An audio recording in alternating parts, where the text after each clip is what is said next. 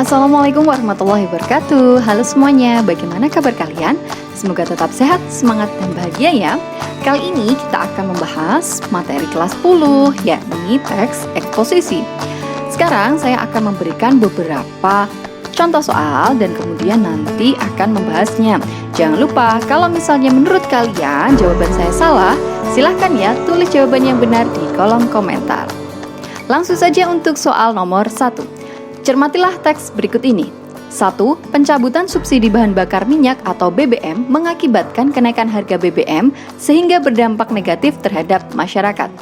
2. Pertama, harga barang dan jasa akan naik sehingga daya beli akan menurun. 3. Kedua, kegiatan ekonomi masyarakat terganggu karena kenaikan biaya transportasi. 4. Ketiga, peningkatan jumlah pengangguran karena kebijakan pengurangan karyawan oleh perusahaan untuk menekan biaya produksi. 5. Keempat, jumlah penduduk miskin akan meningkat. 6. Oleh karena itu, masyarakat akan semakin menderita. Pernyataan berikut yang tepat sesuai dengan struktur teks eksposisi di atas adalah: A. Kalimat 1 dan 2 merupakan tesis. B. Kalimat 1 dan 2 merupakan argumentasi. C. Kalimat 2 dan 3 merupakan tesis. D. Kalimat 2 dan 3 merupakan argumentasi. Atau E. Kalimat 2 dan 3 merupakan rekomendasi. Silahkan coba dijawab dulu. Sudah? Jadi pertanyaan kali ini mengenai struktur teks eksposisi. Kita bahas yuk strukturnya apa saja. Jadi struktur teks eksposisi itu ada 3, yakni tesis atau pengenalan permasalahan, argumentasi atau alasan pendukung, dan rekomendasi atau penegasan ulang. Jika dilihat dari teks tersebut, maka kalimat 1 merupakan tesis, kalimat 2, 3, 4, dan 5 merupakan argumentasi, kalimat 6 merupakan rekomendasi. Jadi jawabannya adalah D. Kalimat 2 dan 3 merupakan argumentasi. Soal nomor 2. Bacalah teks eksposisi berikut dengan seksama. Lingkungan yang bersih merupakan prasyarat untuk mendukung kehidupan yang sehat, baik sehat secara rohani maupun jasmani. Kebersihan lingkungan harusnya adalah hal yang penting dan serius, serta diaplikasikan dengan benar. Akan tetapi, banyak yang masih belum punya kebiasaan untuk hidup bersih serta sehat dengan melindungi kebersihan lingkungan, sehingga pencemaran lingkungan masih tetap berlangsung di mana-mana.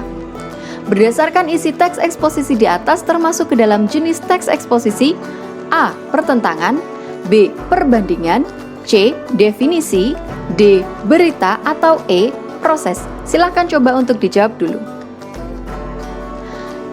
Jenis teks eksposisi itu ada 7. Yang pertama adalah ilustrasi, yaitu teks eksposisi yang menggunakan penggambaran secara sederhana atau bentuk konkret dari suatu ide. 2. Berita, yaitu teks eksposisi yang memberikan informasi dari suatu kejadian. 3. Perbandingan, yaitu teks eksposisi yang menerangkan suatu ide atau gagasan pada kalimat utama dengan metode perbandingan. 4. Proses, yaitu teks eksposisi yang berisi tentang panduan atau tata cara dalam melakukan sesuatu. 5. Definisi, yaitu teks eksposisi yang berisi tentang pengertian dari suatu objek. 6. Pertentangan, yaitu teks eksposisi yang berisi mengenai pertentangan antara suatu objek dengan objek yang lain. 7. Analisis, yaitu teks eksposisi yang berisi tentang suatu proses dalam memisahkan suatu masalah dari suatu gagasan utama menjadi beberapa subbagian yang kemudian dibuat pengembangan secara berurutan. Kalau kita lihat teks tersebut, maka jawabannya adalah A. Pertentangan. Karena di dalam teks eksposisi pertentangan itu biasanya menggunakan frasa penghubung meskipun begitu, sebaliknya, atau akan tetapi. Kita bisa melihat bahwa frasa penghubung itu ada di dalam teks. Soal nomor 3. Kalimat yang menggunakan kata bermakna leksikal kecuali A. Olahraga teratur, makanan bergizi, serta tidak merokok akan membuat jantung lebih sehat. B. Enceng gondok dimanfaatkan untuk membuat aneka kerajinan sebagai buah tangan wisatawan. C. Meja di dalam kelas sudah dicat agar siswa lebih merasa nyaman ketika belajar. D. Minuman manis dapat diganti dengan mengonsumsi buah yang berair banyak. Atau E. Sampah plastik sangat berbahaya dan sudah banyak makhluk hidup yang terkena imbasnya. Silahkan coba untuk dijawab terlebih dahulu. Kata bermakna leksikal itu apa sih? Kata bermakna leksikal merupakan kata yang memiliki makna apa adanya, tidak menyebabkan kebingungan atau ambiguitas. Jadi kalau kita lihat di situ, yang bukan merupakan makna leksikal, jawabannya adalah B. Enceng gondok dimanfaatkan untuk membuat aneka kerajinan sebagai buah tangan wisatawan. Jadi ada kata buah tangan di situ, bukan merupakan makna leksikal, lebih kepada kata konotasi. Soal nomor 4. Perhatikan tesis dan argumentasi berikut ini. Tesis, pernikahan dini berdampak negatif bagi kesehatan fisik. Argumentasi 1. Perempuan di bawah usia 18 tahun yang hamil dan melahirkan beresiko mengalami kematian saat persalinan. 2. Pernikahan dini bisa mempunyai kesempatan lebih kecil untuk menempuh pendidikan dan mengembangkan potensi, minat, bakat, kemampuan yang dimiliki oleh dirinya. 3. Anemia saat hamil dapat meningkatkan resiko bayi lahir prematur dan kesulitan saat melahirkan. 4. Ketidakstabilan emosi dan finansial yang baik bisa menyebabkan seorang istri terlantar. 5. Menimbulkan kekerasan dalam rumah tangga, apalagi jika tidak ada kematangan emosi yang baik. Argumentasi yang sesuai dengan topik tersebut ditandai dengan angka A. 1 dan 5, B. 2 dan 3, C. 1 dan 3, D. 3 dan 4, atau E. 2 dan 5. Silakan coba dijawab terlebih dahulu. Argumentasi seharusnya menjadi pendukung pernyataan umum atau tesis. Maka, dampak negatif bagi kesehatan fisik adalah kalimat argumentasi nomor 1 dan 3. Jadi, jawabannya adalah C.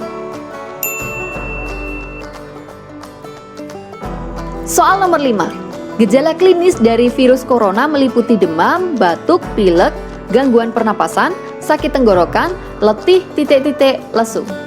Demam yang diakibatkan virus ini mencapai 38 derajat lebih. Dinas Kesehatan Jawa Tengah menyatakan, virus corona yang menular ke manusia, menyebabkan peradangan saluran pernapasan. Gejala awal ini mirip flu biasa, makanya sulit untuk dibedakan. Perlu dilakukan analisa yang teliti untuk mendeteksi virus ini. Konjungsi yang tepat untuk melengkapi teks eksposisi tersebut adalah A. Serta, bisa, untuk, B. Sehingga, tetapi, dengan, C. Dan, dapat, dengan, D. Sehingga, dapat, untuk, atau E. Serta, tetapi, dan. Silahkan coba dijawab dulu. Jangan lupa silahkan di pause untuk memastikan jawaban kalian atau ketika memilih jawaban yang benar. Sudah? Jadi, konjungsi itu memang merupakan kata hubung dan termasuk ke dalam salah satu ciri kebahasaan teks eksposisi. Dalam memilih konjungsi yang tepat, kita perlu memahami konteks dari teks yang akan dihubungkan dan melakukan eliminasi. Jadi, kita pilih yang paling cocok begitu ya. Kalau kita lihat, jawaban yang paling tepat itu adalah C. Dan, dapat, dengan. Soal nomor 6. Virus corona merupakan virus berbahaya yang menyerang organ tubuh vital manusia seperti alat pernapasan. Wabah virus corona ini telah ditetapkan sebagai status darurat dunia. Virus corona atau COVID-19 pertama kali menyerang warga Cina. Pada bulan Januari 2020, virus ini mulai menyerang dan menyebar luas. Hal yang paling mengkhawatirkan dari virus ini adalah obatnya yang belum ditemukan hingga saat ini. Awal mula munculnya virus ini untuk pertama kalinya yaitu di pasar hewan dan makanan laut di kota Wuhan. Sejak saat itu, virus corona mewabah di negara Cina. Hingga saat ini sudah memasuki wilayah Indonesia. Untuk pertama kalinya, virus corona memasuki wilayah Indonesia pada bulan Februari 2020. Virus corona ini termasuk virus ganas karena penyebarannya yang sangat cepat dan memakan banyak korban jiwa. Isi teks eksposisi tersebut membahas: A. Virus corona muncul pertama kali pada bulan Februari 2020 di Wuhan, Cina. B. Wabah virus corona ini tidak ditetapkan sebagai status darurat dunia. C. Warga Cina menemukan obat virus corona. D. Bulan Januari 2020, virus corona mulai memasuki wilayah Indonesia. Atau E. Virus corona berbahaya karena menyerang organ tubuh vital manusia dan memakan banyak korban. Silakan coba dijawab dulu. Jadi, isi teks diambil dari dalam teks tersebut dengan melihat teks tersebut itu seperti apa sih? Nah, jangan lupa untuk melihat kesesuaian makna kalimat di dalam pilihan jawaban dengan makna dalam teks. Kita lihat, A. Virus corona muncul pertama kali pada bulan Februari 2020 di Wuhan, Cina. Itu salah ya, karena bulan Februari itu munculnya di Indonesia. Wabah virus corona tidak ditetapkan, salah. Warga Cina menemukan, sampai sekarang belum ditemukan obat. D. Bulan Januari virus corona mulai memasuki wilayah Indonesia, itu juga salah. Jadi pernyataan yang paling tepat itu adalah E. Virus corona berbahaya karena menyerang organ tubuh vital manusia dan memakan banyak korban. Soal nomor 7. Berikut yang termasuk ke dalam kalimat opini adalah: A. Di Pulau Sumatera, berdasarkan titik kebakarannya sebanyak 49% hutan gambut, 13% alang-alang, 10% hutan dataran rendah, 10% pertanian atau pemukiman masyarakat, 8% perkebunan dan sisa rawa atau non-gambut telah habis terbakar. B. Kerugian yang dialami juga tidak main-main. C. Pada tahun 1997 lalu, diperkirakan kerugian mencapai angka 2-4 triliun rupiah. Kondisi hutan negara kita sungguh sangat memprihatinkan. D. Keanekaragaman hayati di dataran rendah Sumatera juga telah musnah akibat pembukaan hutan alam di sana. E. Pembukaan lahan dengan cara bakar hutan menambah masalah kerusakan. Silakan coba dijawab terlebih dahulu.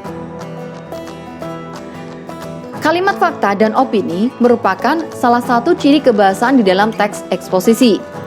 Kalimat fakta merupakan kalimat yang bisa dipertanggungjawabkan kebenarannya serta tidak terdapat keraguan-raguan, perkiraan, serta pendapat dalam kalimat tersebut. Sedangkan kalimat opini merupakan kalimat berdasarkan pendapat dari seseorang maupun sebuah ketidakpastian dan perkiraan semata. Kalau kita lihat jawaban A sampai E yang merupakan kalimat opini merupakan C.